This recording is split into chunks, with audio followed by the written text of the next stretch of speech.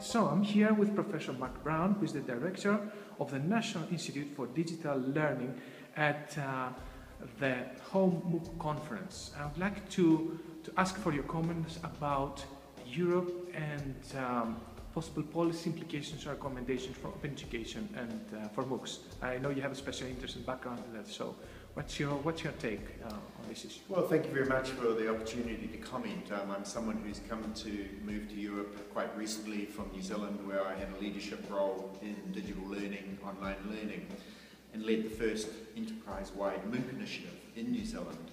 For me, my observations in Europe is firstly, there is a level of fragmentation in the thinking around, in policy level thinking around MOOCs, where countries are looking at their own interests, perhaps disconnected from some of the policies that already exist within Europe, most particularly lifelong learning, where there's a very long history.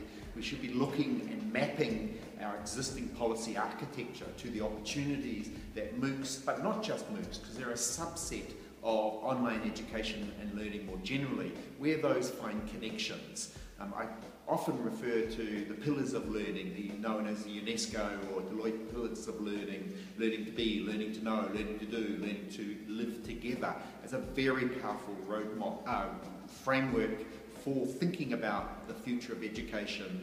Perhaps I would add a fifth dimension, which is learning to change and transform, because we most definitely need to promote a much more socially inclusive environment and society for all in Europe. So all in all, I think in summary we have a dilemma in some respects. MOOCs have raised many questions for us. We have a danger of focusing too heavily on MOOCs and thinking somehow we need a policy response. Perhaps our response is already in our policies, and it's a case of finding where those connections are.